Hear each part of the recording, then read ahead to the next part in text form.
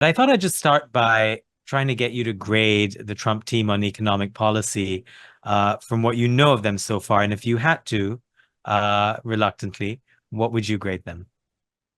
I mean, I would give them a failing grade on macroeconomics, meaning fiscal policy, monetary policy, currency policy, how it all fits together, because they fundamentally don't understand. This is clear from their speeches and their writing, that the economy is more than the sum of individual bilateral government bargains about individual industries and sectors.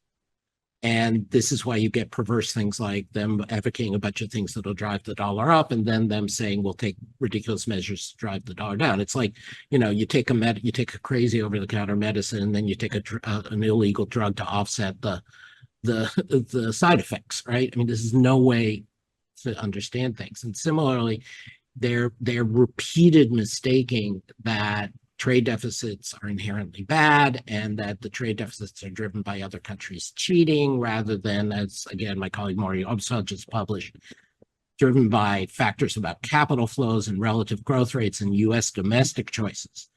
And similarly on fiscal, domestic fiscal isn't our focus, but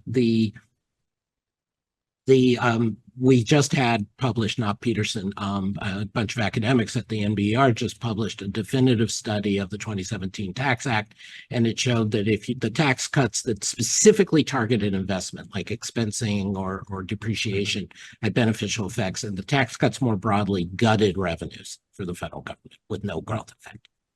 Hmm. And the Trump administration or the Trump campaign is talking about doing that sort of thing again when we know repeatedly it doesn't work. So my big grade for them is just macroeconomically. It's like they never showed up to class and they read some crank online, and that's what they're submitting as their final essay.